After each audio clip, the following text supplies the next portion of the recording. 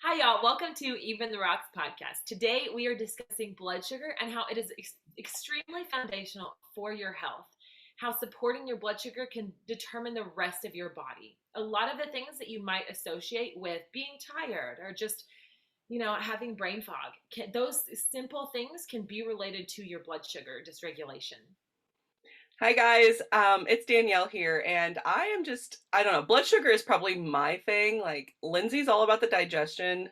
I think I'm more about the blood sugar because I come from a background, I don't know about you, but a lot of people in my family have type 2 diabetes and heart disease, and there always seems to be a correlation between blood sugar and heart disease. And something else I didn't think about either is that those with, blood sugar and heart issues, their skin looks funky. Like one time whenever my dad's arteries start to clog, because yes, they've clogged multiple times, his skin goes gray, and it's hard for his skin to heal if he has a wound that we would not think anything of. And like Lindsay just said, that blood sugar is more than just type 2 diabetes. And we want to kind of start clarifying some of the misconceptions of what is common but not normal, and how it probably links to blood sugar regulation. I think a lot more people than we even realize are pre-diabetic because typically whenever you go into the doctor and you get told you're pre-diabetic, it's all about the sugar. And I don't know how many times I've talked to clients and they're like, "Oh, I don't have a blood sugar dysregulation. I don't eat any sugars." And I'm like, it has way more to do with the food that you're consuming than even sugar. Yes. And that's a good point too, because I have this issue, and I say issue because it's almost a pet peeve or an annoyance in my professional world that people say, "Oh, I don't eat sugar," or "I don't eat bad food." Well, first of all, food was not made in God's image, so thus it cannot have morals and be good or bad. You can have more more nutrient dense foods, and you can have less nutrient dense foods. But both can have a place in our diet, in our regular diets, and not cause us diabetes or anything like that. But something else that I think that we don't know is that there are 4 stages of blood sugar dysregulation before diabetes, like type 2 diabetes. So it's not just like A1C, it's not just our fasting blood sugar in the morning, it's not just our blood sugar after an hour after we eat, which if you are diabetic or know somebody who's diabetic, you know what I'm talking about. Like that fasting blood sugar is a big deal. That 1 hour after you eat is a big deal. So a lot of times, my dad, he probably eats more vegetables and more like pretty much balanced foods than anybody I know. I mean, honestly, he grew up very poor. Like whatever he hunted or whatever he caught, or his brothers, whatever they grew in the garden, that's all they had. Like that's what they had to eat. I mean, they were eating raccoon at times because they didn't have enough meat, and there were 6 kids, my grandmother, and she was a single mom in the 50s. So, Wow. and there was no child support, none of that kind of thing going on at that point in time. And so he still has a hankering for all of those things from the ground and all those things that he can physically connect with. And yet, back in the 90s, it was all about low fat this, low fat that. And if you're eating low fat, like I grew up doing, I mean, skim milk was my water. I loved it. Like, skim milk was my Oh, thing. gross. I know, and I loved like fat-free cottage cheese and sour cream, and I'm just trying to think like fat-free Cool Whip, like all those things. And when you go and look now with new eyes, when you go and look at that label, when you They see have fat, more bad ingredients in them than fat and sugar. yes, and the carbs are ridiculous. Like the carbohydrates, because they have to replace that flavor from fat, Right. that you're actually getting more carbohydrates, which increases your blood sugar. But let's And also, low fat is more expensive. yes, yes. And so let's clear up that misconception too, that that low fat is healthier, is better, all of that. But the other misconception I really want to clear up too is that it doesn't matter what you eat. Okay, I have to sneeze. Oh, it's not gonna come.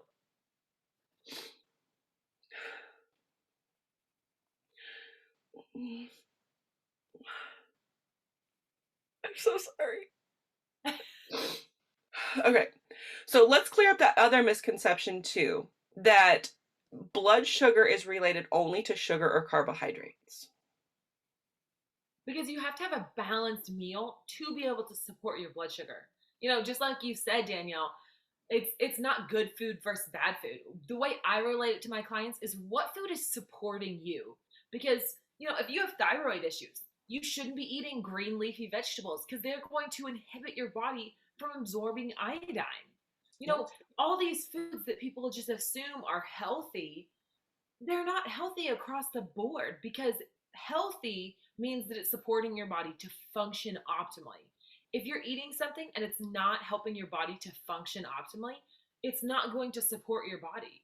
Now, you can have different scenarios where your body can't really handle a specific food at a certain time, like if you have intolerances, if you have different things, you know, if you have low stomach acid, you might not be digesting protein adequately. So you don't need, if you've been a vegan for a long time, you don't need to just jump right in and eat a huge steak.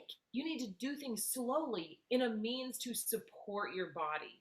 Yes.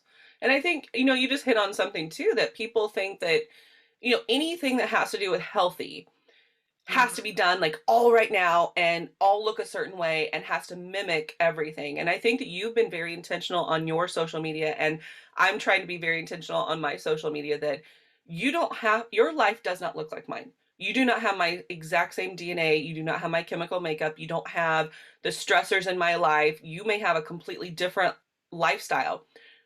Our lives should not mimic one another. Right.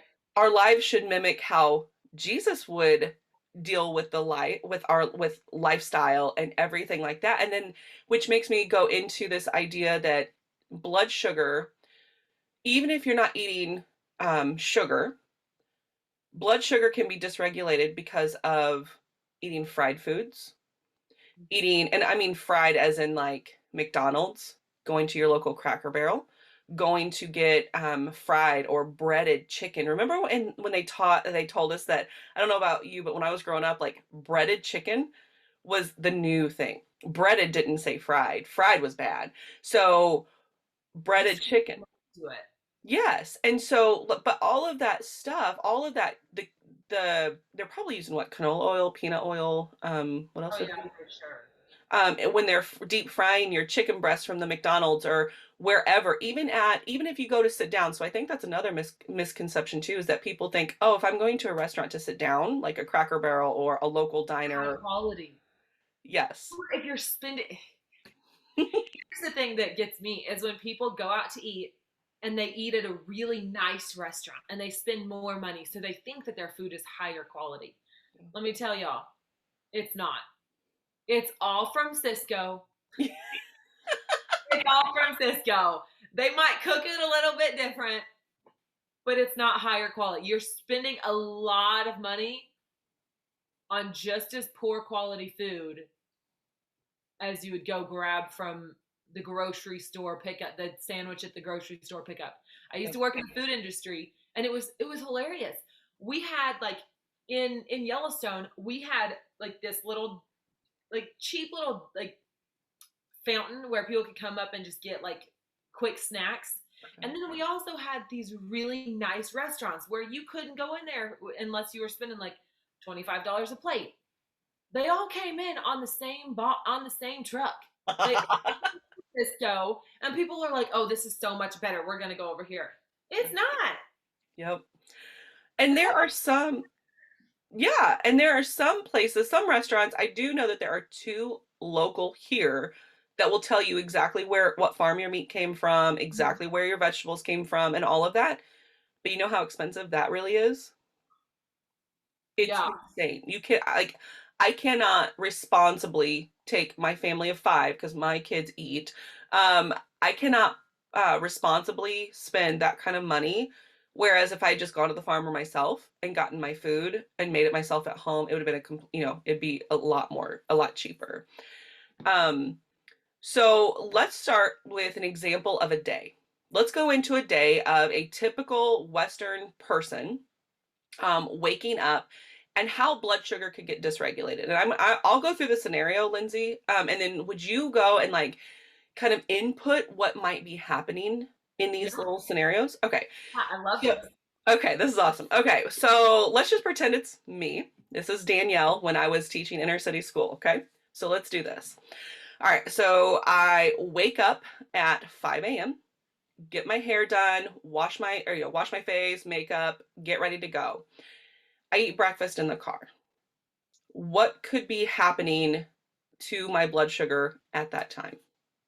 So first, you probably took well over an hour to get ready.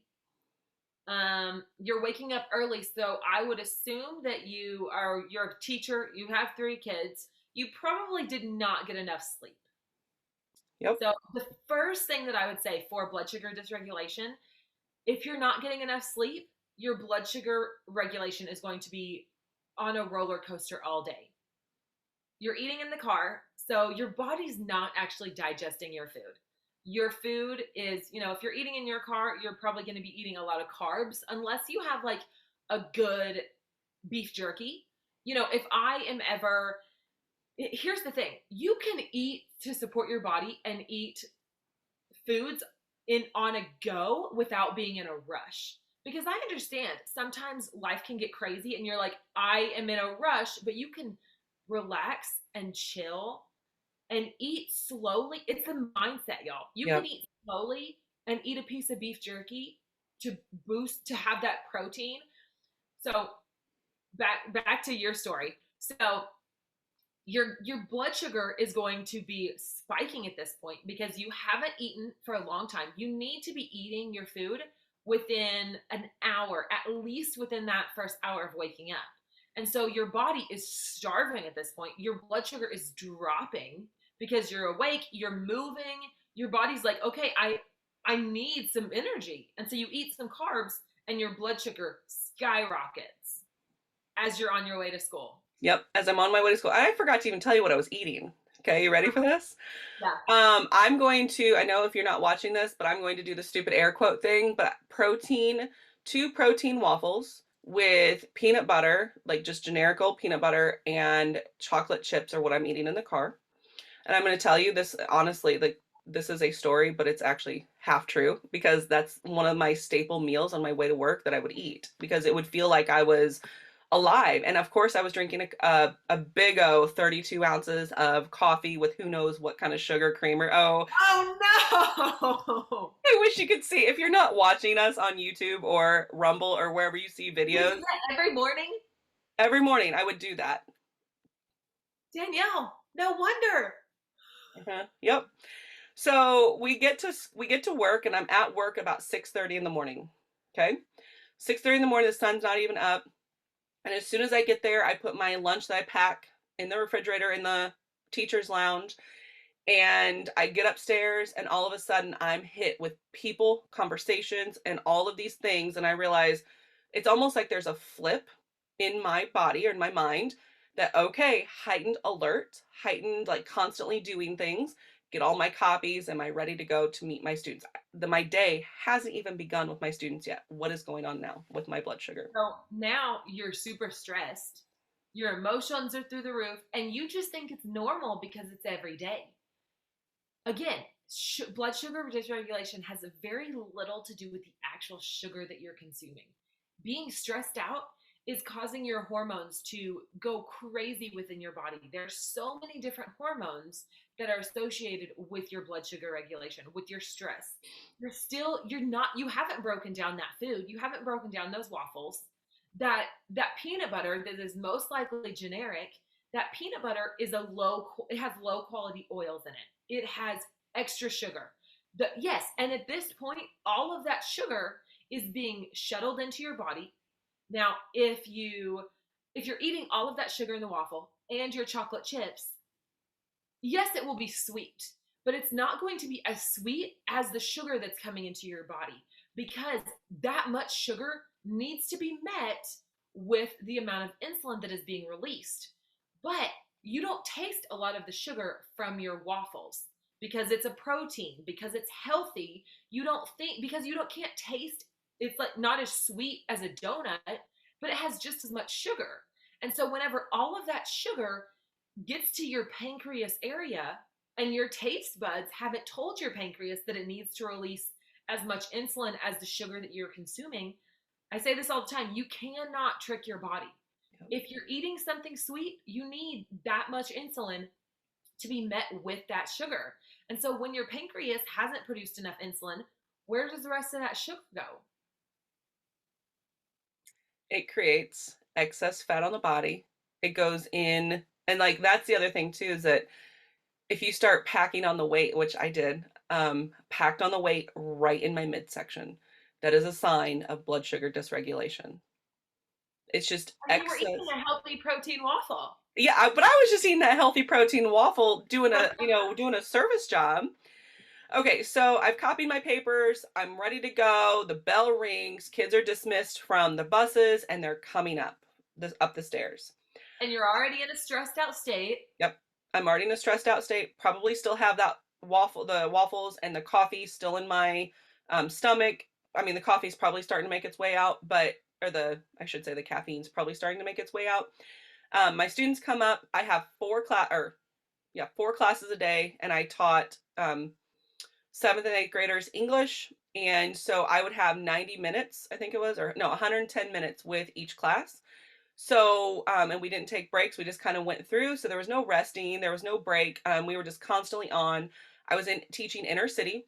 And one of my class period that was before lunch, and then they come back after lunch. They were opposing gang members. My lunch. So, and they were good. Like, I loved my kids. I loved my kids.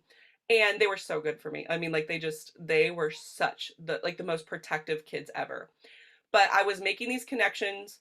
I was constantly moving around the classroom from 7 o'clock in the morning to about 11 o'clock in the morning. I'm constantly moving around. I'm not sitting down. I'm on my feet, doing hall duty, doing everything. And let me remind you that instead of eating, I made another pot of coffee in my classroom, which was against the rules to make a pot of coffee in your own classroom. And I drank that pot of coffee before lunch. For lunch, I had probably some leftover meal, which was probably balanced, honestly, a good balanced meal from dinner last night. So what's going on with my body from the time the kids hit my classroom to the time I hit lunch? Your body was stressed out. You weren't resting. You were constantly moving. And so that was adding another stress to your body. Your blood sugar was, I'm sure you were drinking your coffee because your body was on a constant roller coaster. And we're not, some people get on that roller coaster where they drink some coffee and it goes up, but it doesn't crash until like after lunch. But you were drinking so much coffee that your body was most likely going on a more steady roller coaster where, I mean, and by steady I mean constantly up and down and up and down. And so you probably were getting headache throughout your morning. You had a headache and you were like, oh, I need more coffee to curb this headache. So Yep. that coffee was curbing your headache because it was increasing your blood sugar. And so your blood sugar was high. And then as soon as you put your coffee down and you would go talk to a kid, you would get stressed out again. So that would drop your blood sugar. And then you went and ate your lunch. And that, your roller coaster has been going up and down all day long. So whenever you ate that meal, your body was so starving for it. So I would say you most likely just scarfed it down. Didn't Absolutely. think about your food. So then we get into, like we talked about, y'all, all of your foundations go together.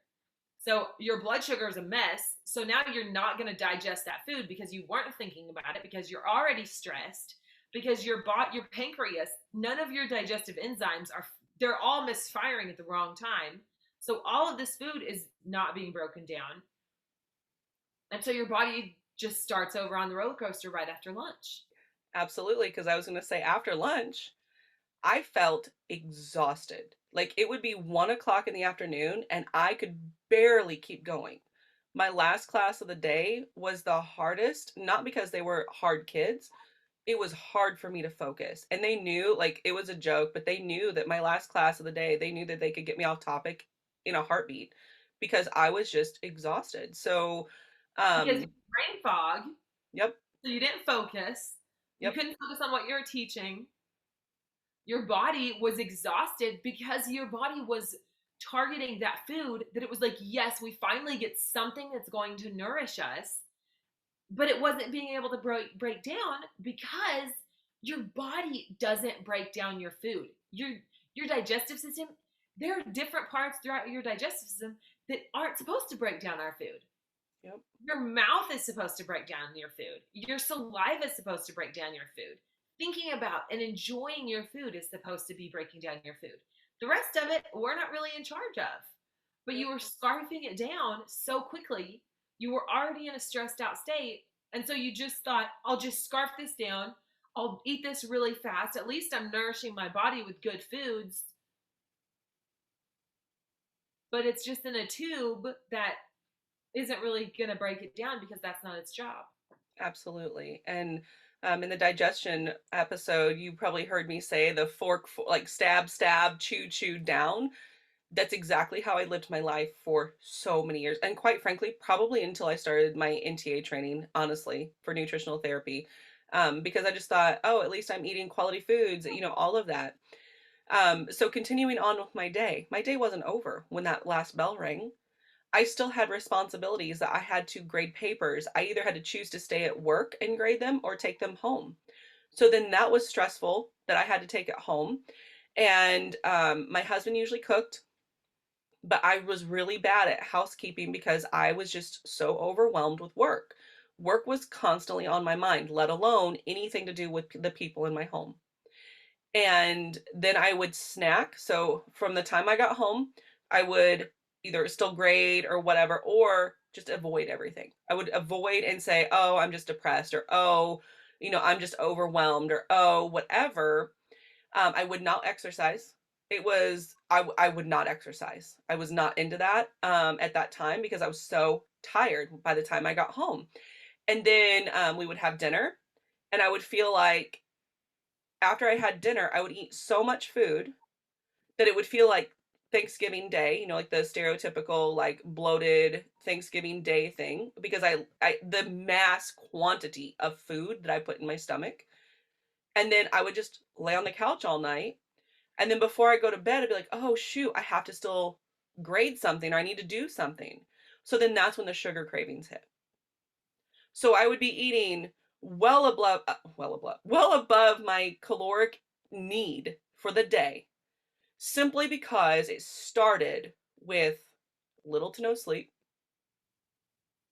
and me choosing the easy way out, which actually became the harder way by the end of the day to eat. So, what is going on with my body from the time I get home from work to the time I go to bed? You're still stressed. You're eating all this food, but it's not nourishing your body. Mm-mm. Your body has been on such a roller coaster all day that your body is on this high of, yeah, you can't go to sleep because your hormones and your blood sugar is all, it's high, but it's not being utilized in your body. We need sugar. We Yep. need sugar for energy, but your body was becoming insulin resistant because your body was like, wait, I'm eating, you eat a protein waffle, but it still has sugar in it. Yep. It has chocolate in it that's being hidden, so you don't think that you're eating a lot of sugar first thing in the day. Yep. You're drinking your coffee, but it has caffeine in it, and so all of these things are contributing.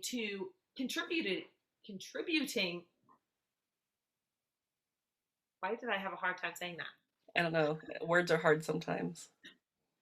All of these things that aren't necessarily sweet are contributing to your body not being able to produce insulin, to produce digestive enzymes. All of these things, all you have hormonal imbalances at this point. Hormonal imbalances aren't just associated with your reproductive system. I preach that all the time. You have hormones associated with your blood sugar regulation. You have hormones associated with your digestion.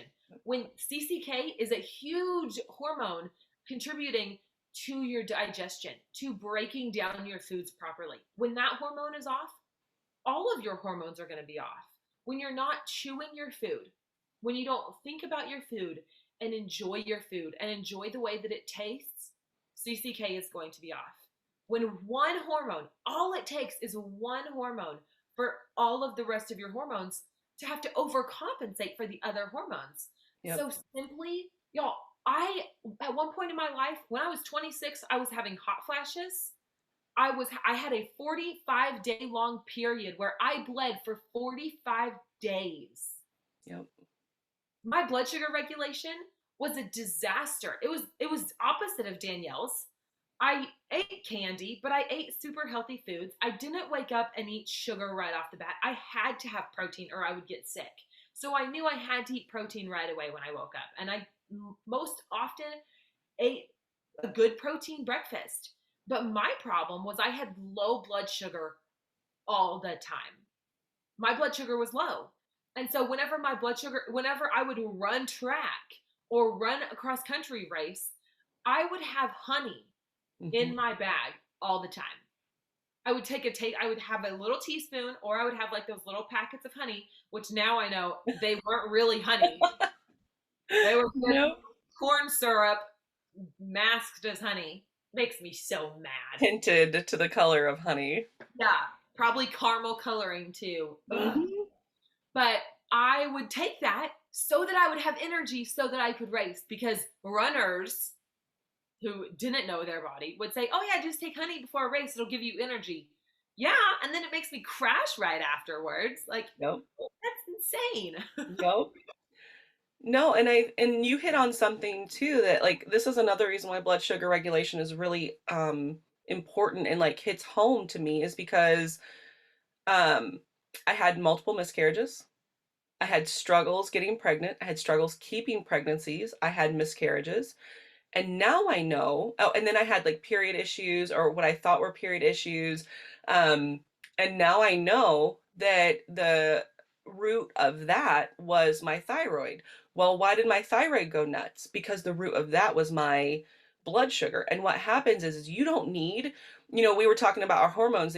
It's not just our sexual reproductive hormones. Like that's not our hormones. Like our hormones are literally what run our body, like for us to be able to open our eyes in the morning, for us to be able to breathe, like to digest, all those things are run by hormones. Um, and what happens is that the reproductive system in men and women is not vital or necessary to living. So when our blood sugar goes off balance, it's going to kind of shut off any kind of nutrients, any kind of support, any kind of anything to the reproductive set. Yes, because Because that way, you don't need that. no, you don't. And that's what's interesting. Like that is usually when we notice that we have a problem because it's the most I don't know, like feedback like there's something that we can recognize kind of immediately, like, oh, something's off, like I'm really crampy or I'm bleeding for 45 days or Yeah. whatever it is. Like we can notice there's something wrong. But really if you are struggling with menstrual issues or if you are a man and not getting your morning erections or afternoon erections or you can't, neither women or men can climax or have a libido at all, like that tells us as foundational practitioners, nutritional therapy practitioners, that it's not about that, that your body has shut off those mechanisms in order to like upregulate to other places, other I hormones. know. And Yeah. all of that goes back to blood sugar regulation. Yep. So I am not, I was gestationally diabetic twice, shocker. I was preeclamptic, shocker, with one of my pregnancies. And I had to give birth to, I was forced to give birth to my first child um, prematurely at 33 weeks, 3 days because of my health habits, because of something I could control. And if I had known what I know now, I would have done life a completely different way. I would have eaten different. I would have been more active. I would have worked on my muscles. I would have worked on all of sorts of things. So we're going to talk here at the end, don't let me forget, Lindsay, on ways to help support our blood sugar with diet and lifestyle. But like thinking about that, I now that I know, I emailed my endocrinologist and I'm like, hey, can I please get a glucose monitor? And I said I want it so that I can monitor my glucose so then my I know that my thyroid is within like is going to function. And guess what he said? He said absolutely. He gave me one. He asked me, he's like, here's a couple models that are under your insurance that will be taken. Or if you don't have insurance, he's like, or you have crappy insurance, he's like, go get this model. They're all the same. It's fine. You don't need anything fancy. So I monitor my blood sugar for a whole week every month. And I choose a different week out of the month. So it's not the same, that way I'm not like biased by my cycle, or I'm not biased by what's going on, or anything like that. So I just kind of choose each week just to make sure that my blood sugar is in that tight frame, to just make sure that it's an accountability piece for me. It's Yeah. just that way I'm like, okay, what did I not do? And I also log most of my foods. Like I log almost every day what I eat just so I can know, okay, Danielle, you're struggling here. Expect to feel this way the next day and so forth. So it's not a neurotic thing. I use my numbers. Like, they always say know your numbers. I know what I weigh on the scale, and that's an indicator of my habits and, good or bad. And I'm not saying the scale goes down for good habits. I'm also saying the scale does go up for good habits, like putting on some muscle. But also, I look and see what my protein content is, what my fat content is. If my carbs and fats are off, that's usually because I've eaten some kind of processed crap. Yeah. And I know what my blood sugars are regularly. I know what my thyroid numbers are. I went and had the heart scan all done, so I know those numbers. If you don't know your numbers and you don't know how to utilize your numbers, I think that that's a place to even start too, is to get to your doctor and ask for support with your blood sugar regulation and asking for those things. Do you have anything to add there? Yeah, I think numbers are extremely important. You can utilize those kind of things, but even if you can't get to your doctor, having a headache, any type of headache, that's a blood sugar dysregulation. If you're tired, if you're yawning at 2 o'clock in the afternoon, that's not normal. No. You should not be yawning right after lunch. You should not be yawning in the middle of your day. That means that your body is, that means that's a sign that your body's telling you you have a blood sugar dysregulation. Yep. If like me, if you are running and you start to have a headache and you get really tired. I was 16 having like stars while I was running and being athletic and being super healthy because I ate healthy and I didn't drink pop and I didn't eat a lot of sugar. Like that's not healthy. My body wasn't breaking down my food. My body wasn't my body wasn't utilizing the sugar that I was consuming for energy. And by sugars, I mean our food in general. Mm-hmm. Because carb everything is broken down and can be utilized for energy. And so that's a huge part of your blood sugar dysregulation. Um, be waking up at 1 o'clock in the morning, 2 o'clock in the morning, when you think it's just to go to the bathroom, that's actually a sign that your blood sugar has plummeted around that time. Yep. And then your hormones work to wake you up so that you don't go into a coma because your blood sugar has gotten so low. If you wake up at 1 and 2 o'clock in the morning every morning to go to the bathroom, that is telling us that your blood sugar has been slowly plummeting through the night and your body was about to go into a diabetic coma, but your hormones woke you back up. These are early signs, y'all. These are Yep. early signs that your body is going to mass destruction and you're going to end up being diabetic and needing insulin for the rest of your life if you can't manage your hormones and you can't manage the way that your body processes sugar. Yeah. I eat ice cream all the time. I love ice cream. I had some chocolate yesterday. I still eat desserts. I was talking with a client the other day. I talked about how amazing no bake cookies are. And she was like, what? I can have no bake cookies? I said, yes. You love no bake cookies? You can have no bake cookies. Now, how are we going to make these no bake cookies? We're going to make them with whole milk so that you're getting good quality fats. We're going to make them with sprouted oats so that your body is getting that, so that your body is breaking down those oats. We're going to use high quality peanut butter so that your body doesn't have all those extra fillers that are going to cause you a blood sugar dysregulation. We're going to use organic cane sugar that hasn't been chemically processed, so you're not adding all these chemicals to your body. And yes, you can enjoy no bake cookies. It's not about not eating sugar.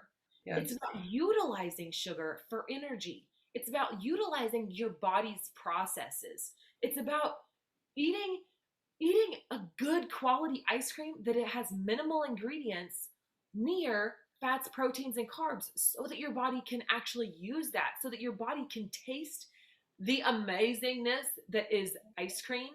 And it can say, hey, pancreas, we need this much insulin. Yep. Your body is an amazing miracle of a unit and a mechanical, it's an amazing machine.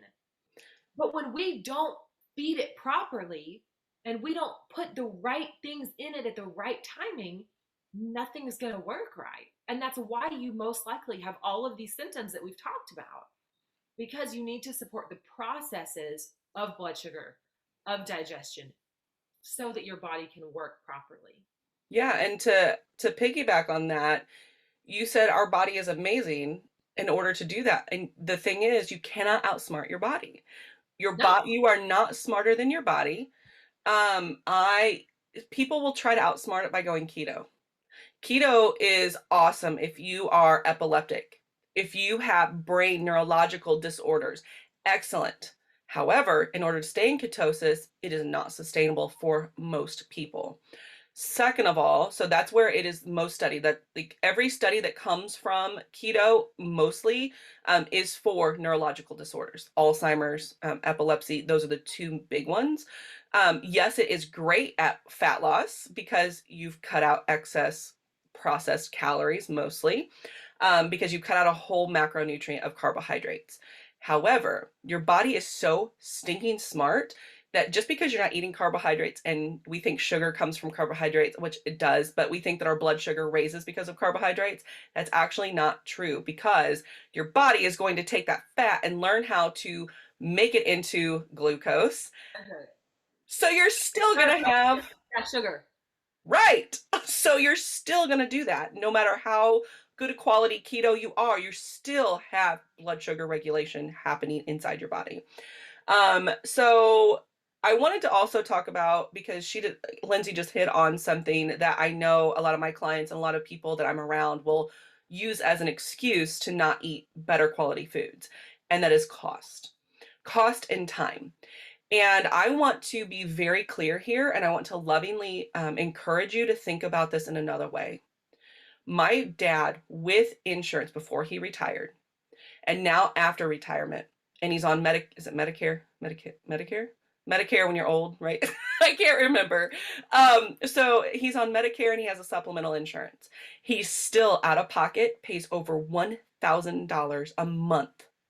$1,000 a month out of pocket for his diabetic and heart, mostly diabetic supplies. I think like $800 to $900 of it is diabetic supplies.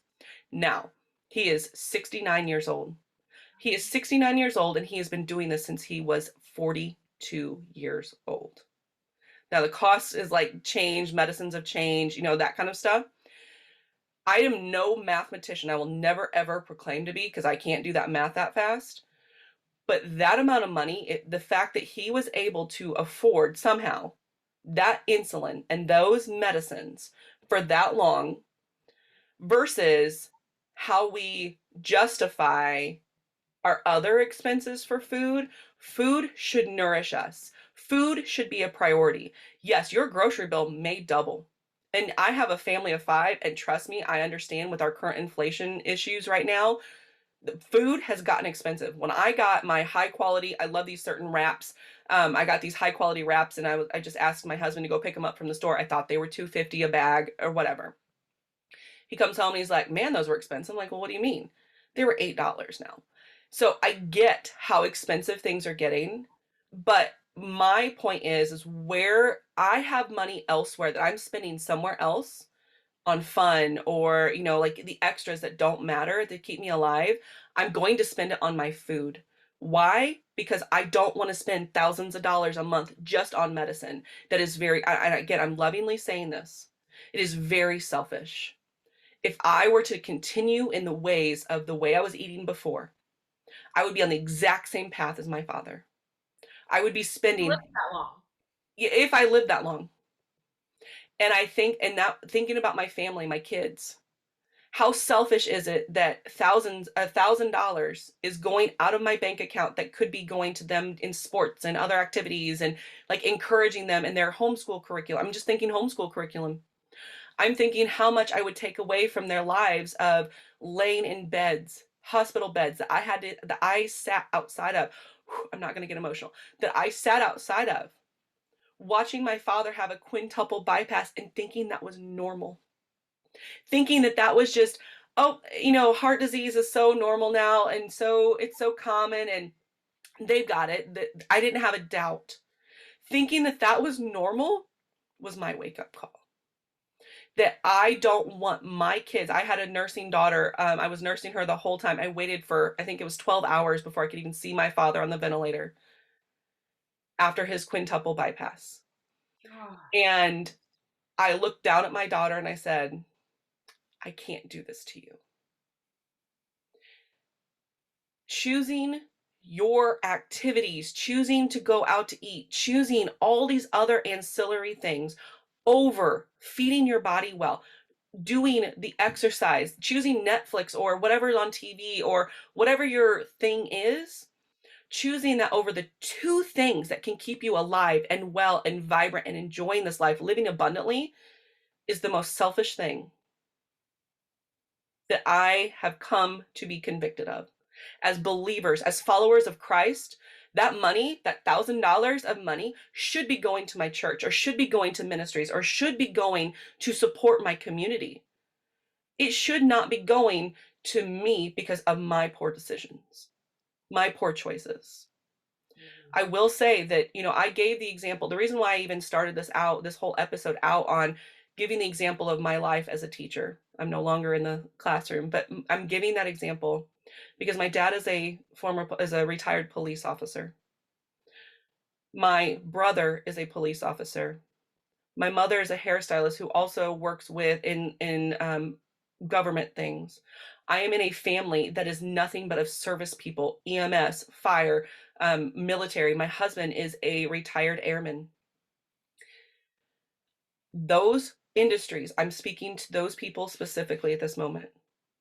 I lovingly ask you that you go above and beyond, not just for the community, that your service above self does not deplete yourself. You are in those service industries, you are at the highest risk for any kind of heart, diabetes, all of that. And like I said, I lovingly ask you to, I know it's service above self. I live that life daily, service above self. It's been ingrained in me probably since I was in the womb, service above self. But at what point does your service stop because you've stopped taking care of yourself? And I think too that we think about as followers of Christ, we need to live differently. We have been called to be set free and set apart. We are different. We should look different. We should behave different. Our priorities should be different and should not look like that of the world. And what looks like of the world right now with our food is running through that drive-through anytime we feel a certain way or we feel like, oh, we might get hungry or worried about our next meal. And let's be real, most people that are listening to this are not worried about their next meal. They don't need to be worried about their next meal. And I think that that's something that we've gotten into, that it's a scarcity mindset, and in Christ we have abundance. We will never go without. Sorry, that spiel. It's like super close to my heart, so sorry. No, it's good. That's good. When I started healing my gut, we weren't making any money. Like we were newlyweds we had we were not making a lot of money. I mean, next to nothing between the two of us. Now, thankfully, I have Wild and Well, and I'm working my business. My husband moved to another job, and he's making better money. But we were making less than, I think it was like between 2,500 and 3,000 a month between the two of us, including all of our bills. How, everybody's like, oh, we don't make enough money to eat good food like that. I had a we bought we were having grass-fed hamburgers the other day, and a friend of mine came over and she was like, oh, you spend way too much money on your hamburger meat. And I was like, but we don't go out to eat. We very, very seldom go out to eat. And my grass-fed hamburger meat, yeah, it's more expensive, but it's not as expensive as going out to eat once a weekend.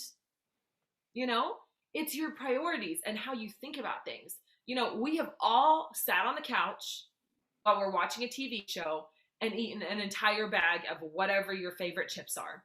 We've all done it. Yep. And when you do that, how do you feel when that bag of chips is gone? Like Are an you idiot. still hungry? You're still hungry. You still want more because nothing in that bag of Doritos, nothing in even those baked Lays because they're more healthy for you, nothing in that organic, the organic chips that aren't as toxic as the other ones, even though they probably have terrible oils in them, you still feel hungry because aren't, they're not nourishing your body. So, really, if you're buying a lot of bags of chips or you're buying a lot of pop at the grocery store and you're buying all these fillers that aren't really filling you, you're the one wasting your money. Yep. It's not the people that are buying food that supports and food that nourishes their body. It makes them feel full. Yeah. Yeah, because it's not filling you. Yep. It's just going in, your body's not even breaking it down, your body's not even utilizing it. Yeah. It's not feeding you How many people, body and tricking your brain. yeah. How many people, as you were talking, I was just thinking about this because when we were active duty, we lived on a fixed income that was well below poverty level. Okay. And that was like 18 years of my life. And think about all the sacrifices I had to make then, and the way I thought then versus what now that I looking back, the way I could have adjusted and made things work to eat better and, make sure I was nourishing my body. And, how much money I broke my hand recently. A long story. But I broke my hand and I could not paint or cut my fingernails. Like I'm right-handed. I could get my left hand, but I couldn't get my right hand and I couldn't, whatever. Anyway, they were growing. It became a hygiene issue. And I couldn't get my toenails done, whatever. So I'm like, okay, I'll just go get my nails done just generically at the nail salon. It's outrageous. $70 later before tip. How many people are doing $70 every other week for their nails? And maybe it's more. I don't know because I didn't get fake nails put on. I just wanted my nails, polished. And how many people are doing that every other week? And then I start thinking, how many people have expensive UGG boots? And I know we've already had this conversation, but like the cost of UGG boots, hair done every so often, and you don't have a mom that's a hairstylist to take care of it for you. How many people are getting lashes put on and can afford that? How many people are getting, what is that called? $150 an appointment, No way. and that's in Oklahoma. No way. $150? What is that called where people are doing their eyebrows, which mine don't need done? What is that called? Okay, y'all, if you're new to this podcast, we're both really bad tomboys. What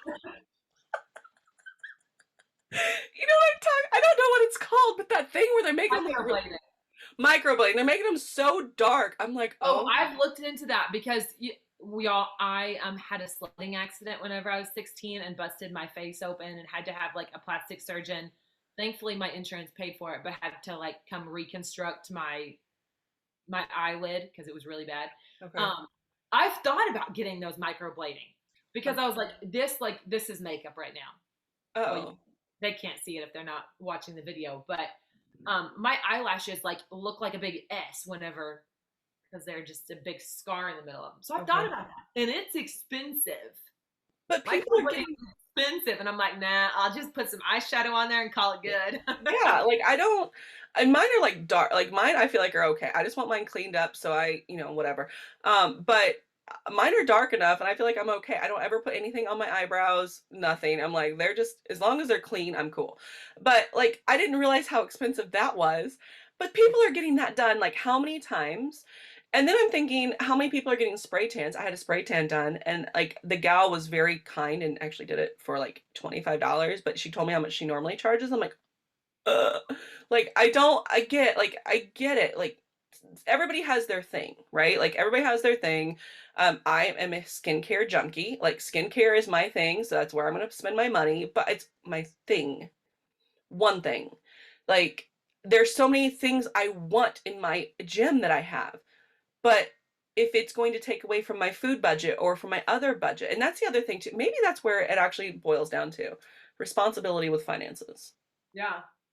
Responsibility, period, because we don't want to take responsibility over our food. We don't want to take responsibility over our exercise. We don't want to take responsibility over anything. So we expect a pill or something to fix it. Oh, there's insulin. Insulin will take care of what I need. But really, what insulin does is breaks down your muscles over time. You lose hair, you lose skin, like skin elasticity, and all of that. So that reminds me. Let's talk about ways to support our blood sugar. Okay. So I'm gonna go because I'm like a huge, like I am going to always, always, always promote you to be lifting heavy weights.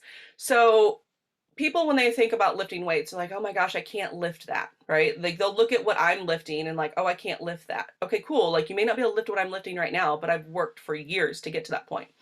But what really kills me, and I want everybody to please throw away 1, 2, 3, 4, 5 pound weights. If you can lift a bag of sugar, you can lift more than that. I have a client that's a professional baker, and she was one of these people. She's like, and she was all excited. She wants to lift weights. She wants to be strong, and she's like, okay, I'm gonna go get myself some like 5 and 10 pound dumbbells and things. Meanwhile, me knowing full well that she's a baker and she's lifting like 50-pound bags of things off the ground to then lift them and dump them in like mixers and things, right? Industrial sized mixers. And I'm like, okay, so I have a question. Like, before you decide what you're going to buy, like, how much is that sugar and how much is that flour that you lift off the ground, that you get in your bags? And she's like, oh, I think they're like 50 pounds, maybe a little more. And I'm like, okay, then let's start with 15, 20-pound weights. So, the whole reason behind weights is that if you are diabetic right now, if you are pre-diabetic, if you are experiencing the headaches and all of these things that we've talked about of just like symptoms or things that happen when you are experiencing blood sugar dysregulation, tired in the afternoon, all the things. The reason why building muscle for blood sugar regulation is important is because your muscles is one place that your body can store excess blood sugar. And what happens is if you, let's just say you eat off one day, like you're at a party and you're like, oh shoot, I ate too much of either too much food or too much of too many carbohydrates with not enough balance and just too much, right? We've all been there. What happens is when you build muscle and strength train, you burn that glucose in that muscle. I think that's right. I think I got the wrong G word, but it's one of those G words. You burn that energy that was blood sugar in your muscles, which then in turn makes room for more. Which then also, when you build more muscle, you build more storage room. And that means that you can actually metabolize things better and faster and easier, and your blood sugar will remain balanced. That is one lifestyle way, just one easy lifestyle way, 4 to 5 times a week, no more and no less. That can totally change how you utilize your blood sugar. And I will also give you another reason why I work out with heavy weights a lot, because it means I get to eat more food. So it boosts your metabolism. It does so many quality things for you. So that's one way that I will always, always, always promote for blood sugar regulation. Lindsay, go to, I know where you're going next. I'm always going to digestion, you know that. So, an excellent way, the way that I recommend eating and to help support your blood sugar is always eating a fat, a protein, and a carb together. Preferably eat your protein first. Start your meal. And I'm not somebody that's going to tell you to count your macros and be super specific like all the fitness trainers that you've seen. You need to have a well balanced meal. If you look down at your plate, look for a carb, look for a protein, look for a fat. You don't necessarily want something that is like a fat and a protein together. Like that is good, but you always, you can look at a steak and know that there's fat in that steak, but really you want a little extra fat to go with that because there's not enough fat for a good balance. So like a meal that I always go to that a lot of people are like, "Oh, that's super unhealthy." If you're eating it properly, if you're eating a grass fed steak with an organic potato, because potatoes absorb everything from the ground. So you want it to be in a really nourished soil. And then add a lot of grass fed butter to it. This is going to support your blood sugar in so many different areas. It's going to support your digestive system, it's going to support the processes of your body. You can even enjoy some nice ice cream as long as that ice cream is sustainable and low ingredients. Haagen-Dazs is my favorite brand. I will eat a steak with some potatoes, some lots of butter, and ice cream for dessert. Y'all, a lot of people would tell you, "Oh, that causes heart disease. Oh, that ice cream is going to cause you to be a diabetic." Oh, whenever I eat like that in front of people that don't listen to me all the time, they don't understand that that is supportive. I have family members that are like, "That's not a healthy meal, Lindsay. Why are you eating that?" Yes, it's supporting the processes of my body. Y'all, the way that you eat, thinking about your food and enjoying every bite that you take is going to support your blood sugar more and is going to be more beneficial than eating a salad that might have a sugar free stupid dressing on it. And another thing to really support your blood sugar, and I will forever preach on this, if you are eating sugar free things, including gum, including candy, including pops, including anything that is sugar free, if you are tasting something sweet, it needs to raise your blood sugar slightly. Because y'all, your body is so innately intelligent. You your body is amazingly intelligent. When you eat something sweet, your blood sugar needs to rise so that your body can utilize that as energy, so that it's not being stored in your fat cells. When you taste something, my grandma was a diabetic. My grandma died because she was a diabetic, because she took a experimental drug that killed her within 6 months. Oh yeah. Oh, I'm so passionate Oh, about this. In October, she got on an experimental drug that her doctor, she's a nurse. She was a brilliant nurse. She was a DON of a whole clinic. She got on this experimental drug in October because her doctor was like, "Oh, this is going to be the best thing." By Christmas, she was told she had 2 years to live because her lungs, no, I take that back. I'm sorry. My dates were off. She got on this experimental drug in August. By October, she had to get on oxygen. By December, she was told she has this rare lung disease and they don't know where it's coming from. Well, logically thinking, I went through nursing school. My grandma is a brilliant nurse. She knows everything about the body.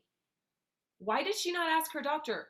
I've never been a smoker. This was a very, there was a very rare disease that most people only get because they're smokers.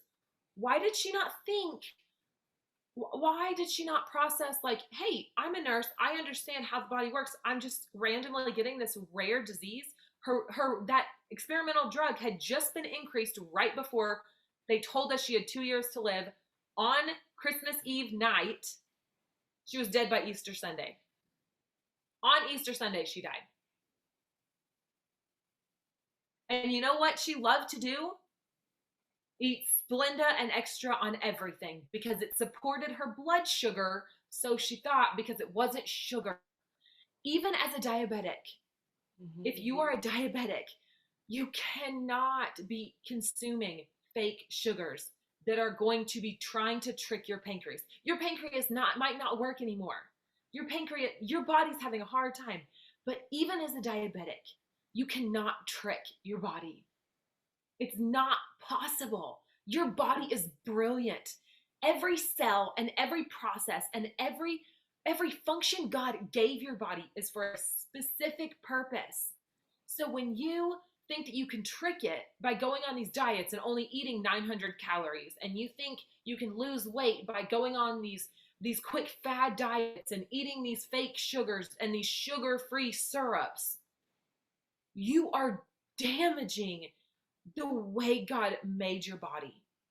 That's what you're doing. You can't trick it.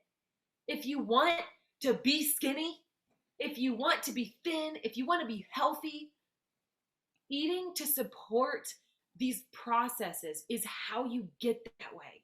Y'all, my body weight used to fluctuate 10 pounds a day. I mean, not 10 pounds a day, 10 pounds a week. It would just fluctuate all the time. It was just this roller coaster of weight.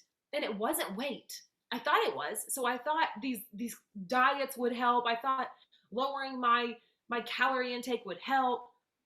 That caused me to have low blood sugar, which at the time I thought was super healthy because it wasn't high blood sugar. Right.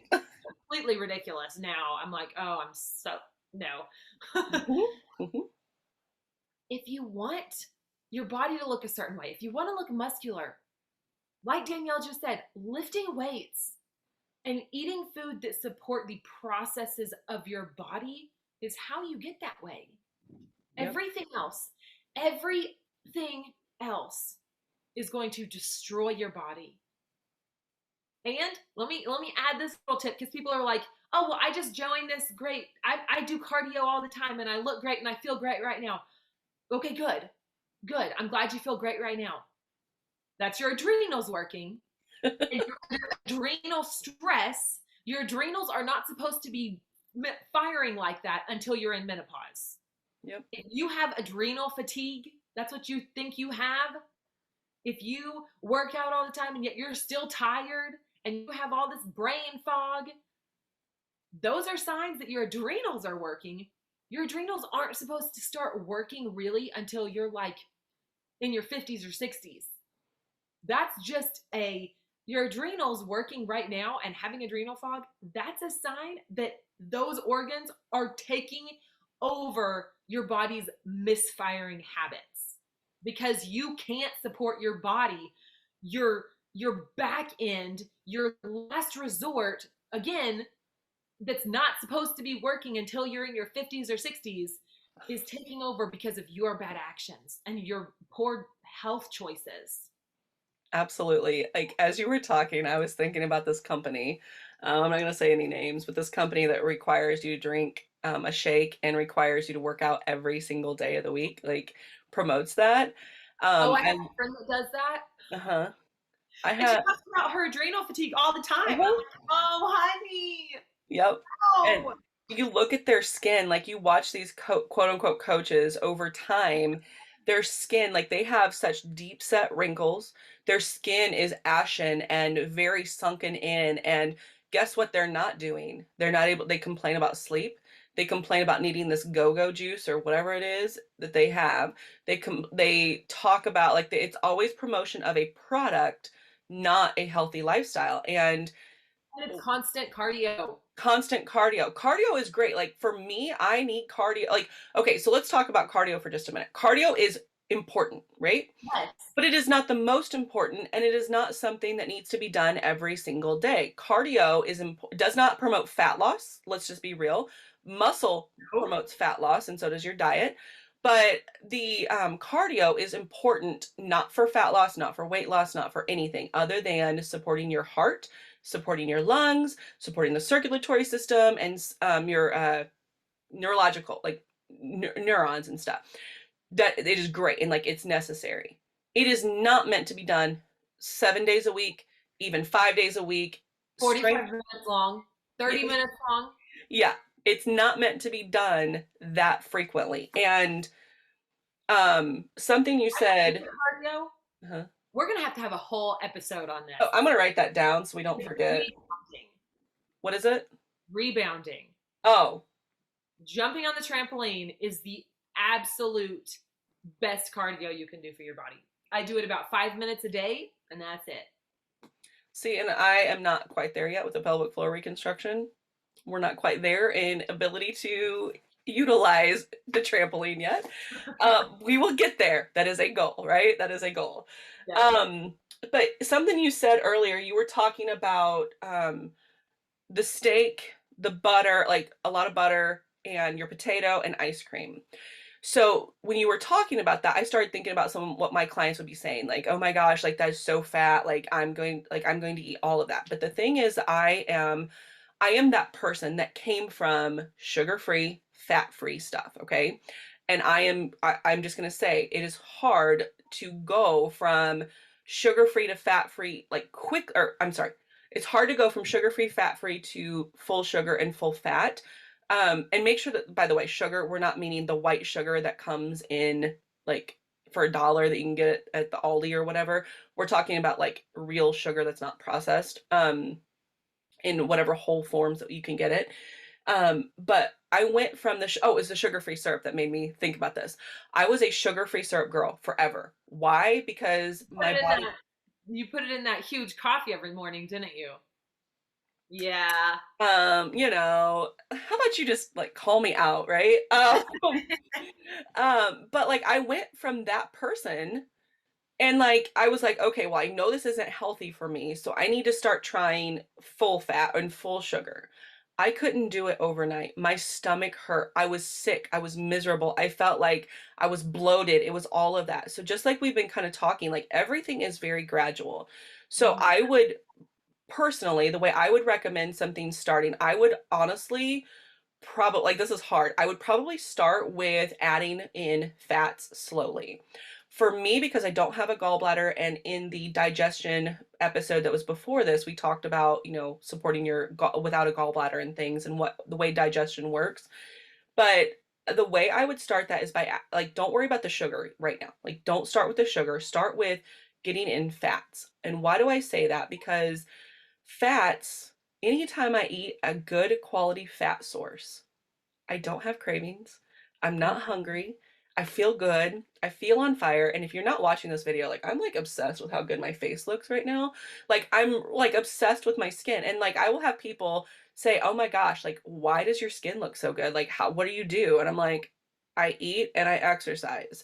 And yeah, I use some non-toxic products on my face and things, but I eat and I exercise.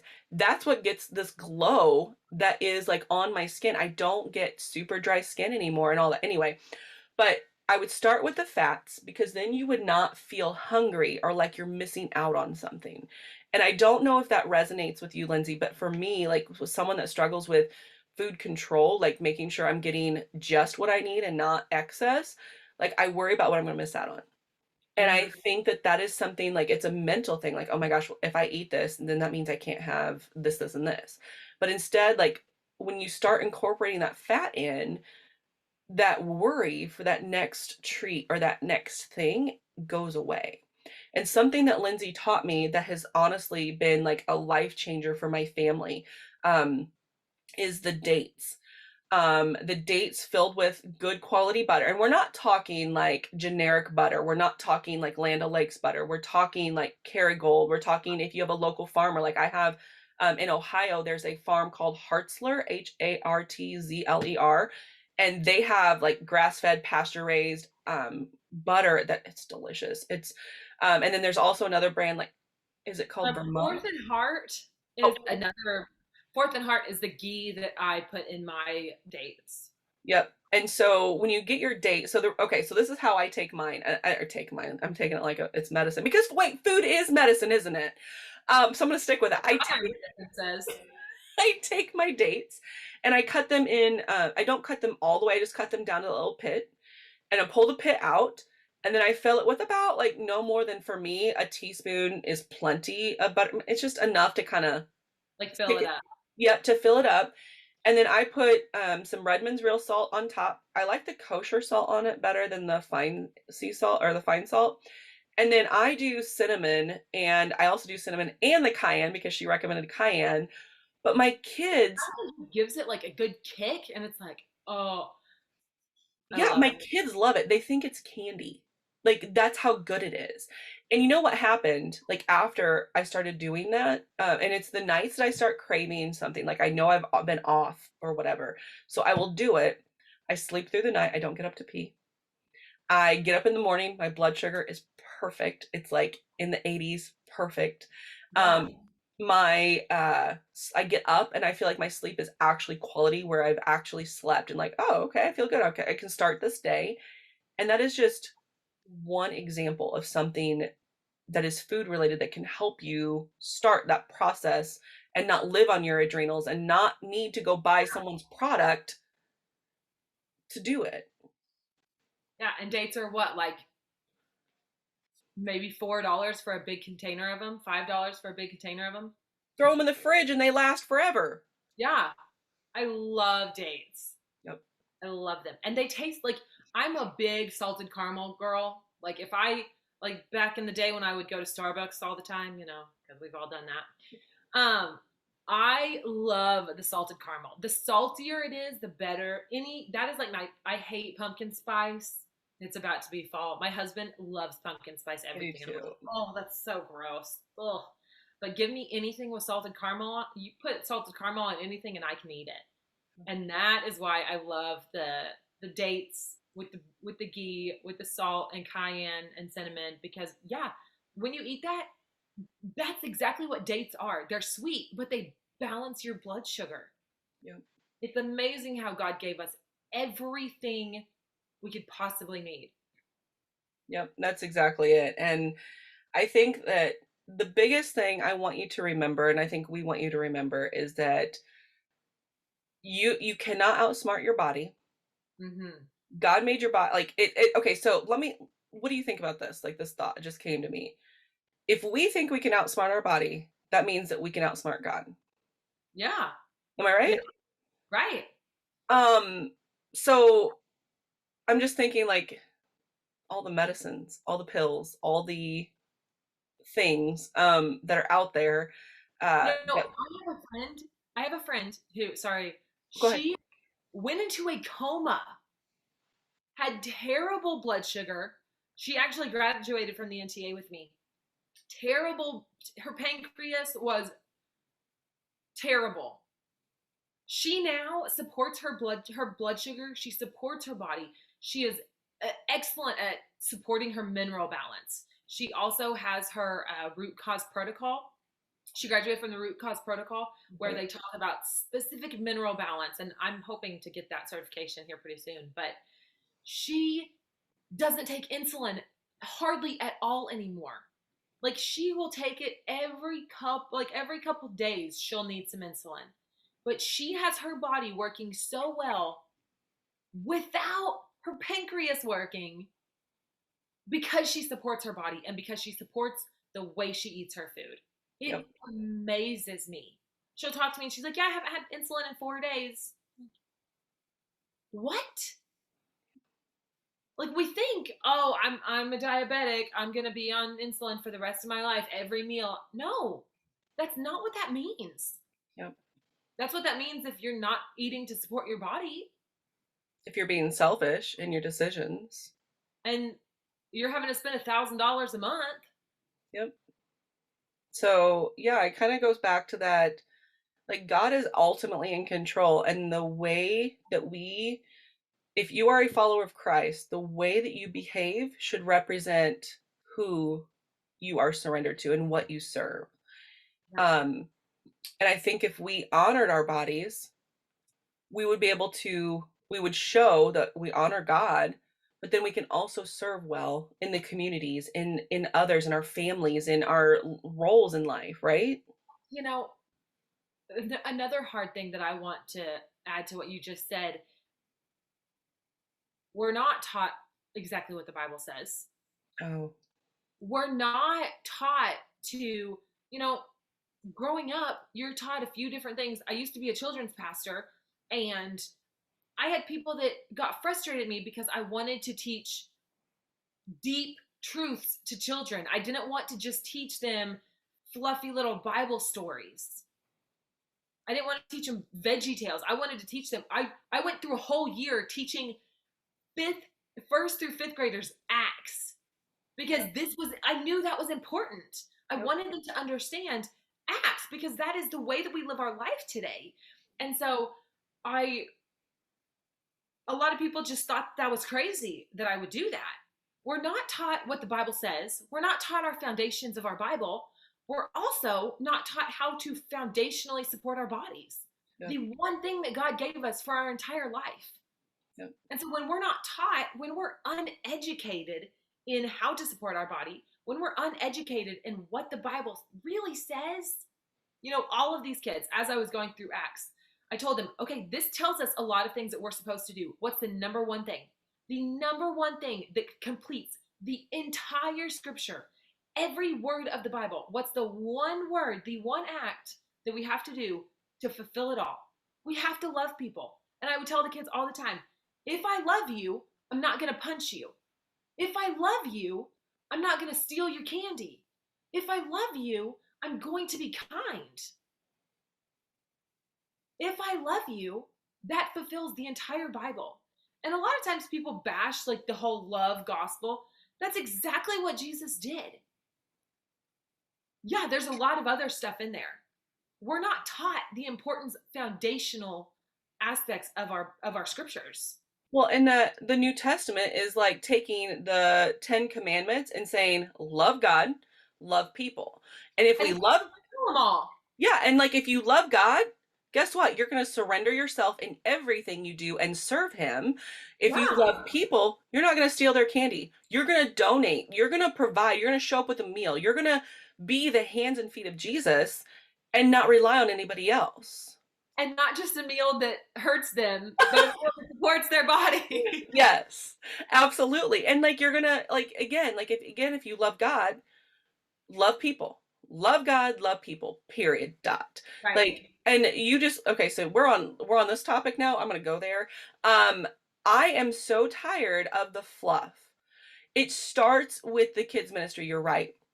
But adults, grown adults, want to be spoon fed scripture, which is easily misconstrued. How can you know? Just like back in Genesis 1, when Eve was tempted by Satan and she ended up giving into sin, into something that God asked her not to do, because Satan was able to twist God's word. Mm-hmm. Satan still do the same thing. He doesn't do anything new. Everything you find in the Bible, he's still doing today. He's got no new ideas, no nothing. It all goes. So basically, people are being led astray into this whole idea of manifesting. If like we were talking about the whole idea behind this podcast anyway, is that we are holistic practitioners, like professional holistic health practitioners. And the stereotype is that we're like new agey or whatever, but really all of this is meant to point back to Jesus and manifesting, meditating, other kinds of things. What I'm trying to think what else, vibes and there's something else that people are And the doing. chakras and the rocks Chakras, and the all of that is not God. That is not of God. Sure, like we said in the one episode that yes, there is God provides energy. He provides energy from the sun. There is, everything we need is on this planet. Like he gives us everything we minerals in our rocks. But I'm yes. not gonna go worship those minerals. No. And that yeah, exactly. You're not going to go worship the minerals, not going to go worship the rocks, but we are going to let our bodies and who we are at the very core, at the very cellular and molecular structures cry out to God and have Him lead us and guide us and push us and pull us. And that has nothing to do with worshiping the creation, but worshiping the creator. You can worship the creator by eating the food he gave you. You can worship the creator by making sure your sugar is balanced and by buying the foods that may cost a little bit more, because then wherever else that money was going was probably not honoring God in the first place. Let's be real. So do you have anything else to add? Because this has been a No, long thank you episode, so I much think. for listening to this episode, y'all. We enjoyed making this and getting to have this conversation. And blood sugar is so important. Blood sugar is a foundational aspect to if you're having hormonal imbalances, if you're really tired, if you have adrenal fatigue, if you have all of these different things that people have told you are normal for so long, it's most likely your blood sugar. And so I hope that this podcast encourages you. I hope this podcast empowers you to support your blood sugar better and to support your body as a whole. Your body is God's temple, and it is there for you to utilize so that you can serve him.